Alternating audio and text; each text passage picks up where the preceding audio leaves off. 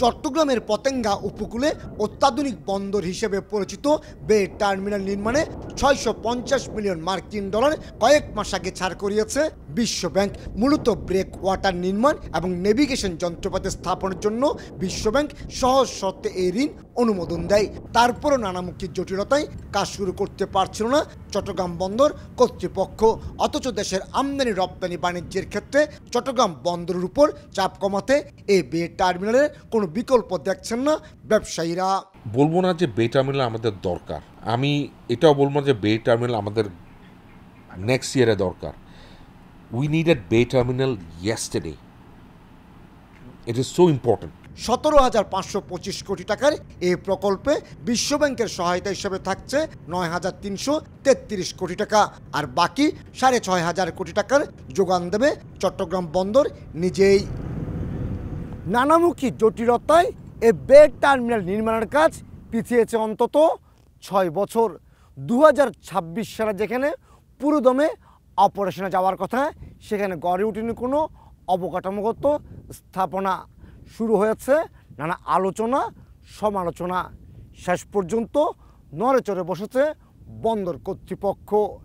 বিশ্বব্যাংকের অর্থায়নে শুরু হচ্ছে ব্রেক ওয়াটার নির্মাণ এবং নেভিগেশন ইকুইপমেন্ট স্থাপনের কাজ। বন্দরের তথ্য অনুযায়ী চলতি বছরে শুরু হবে ব্রেক ওয়াটার নির্মাণের কাজ। প্রাথমিক খরচ ধরা হয়েছে ১০০ মিলিয়ন মার্কিন ডলার। এর বাইরে বাড়তি ২ মিলিয়ন মার্কিন ডলার খরচ করা হচ্ছে নেভিগেশন যন্ত্রপাতি কিনতে।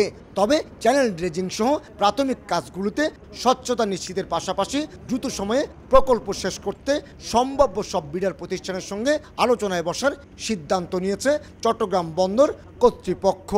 আমরা আশা করছি আগামী ২-১ মাসের মধ্যেই বে টার্মিনালের ফিজিক্যাল কার্যক্রম শুরু হয়ে যাবে, আমাদের বিডাররা নিয়োজিত হয়ে যাবে।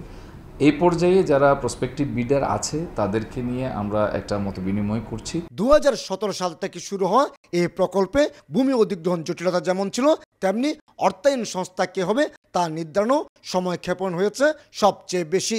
২ বছর আগে অনুমোদন হওয়া প্রাথমিক ডিজাইনের উপর ভিত্তি করে ডিটেল ডিজাইনের কাজ শুরু করেছে জার্মান ভিত্তিক প্রতিষ্ঠান শেলহন। তবে জটিলতা এড়াতে ড্রেজিং, চ্যানেল তৈরি, ব্রেক ওয়াটার নির্মাণ, টার্মিনাল প্রস্তুত এবং ইন্টারকানেক্টিং একযোগে শুরু করার তাগিদ বন্দরের সাবেক কর্মকর্তার। যেটিও হয়েছে, টার্মিনালও হয়েছে, কিন্তু টার্মিনালের সাথে যে রেলওয়ে এবং রোড কানেক্টিভিটি NH1 এবং রেলওয়ের, এটা হয়নি, তাহলে উপকার হলো না। অতএব এই তিনটাকে একসাথে নিতে হবে। 6.5 কিলোমিটার দীর্ঘ বে টার্মিনালের ১,২২৫ মিটার দৈর্ঘ্যের দুটি টার্মিনাল নির্মাণ করা হবে। এছাড়া ১,২৫০ মিটার দৈর্ঘ্যের হবে বন্দরের মাল্টিপারপাস টার্মিনাল। আর ২০৩০ সালে সম্ভাব্য অপারেশনে যাওয়া এই বে টার্মিনালে বিনিয়োগের আগ্রহ দেখিয়েছে সিঙ্গাপুর পোর্ট অথরিটি, দুবাই ভিত্তিক প্রতিষ্ঠান ডিপি ওয়ার্ল্ড। কমল দে, সময় সংবাদ, চট্টগ্রাম।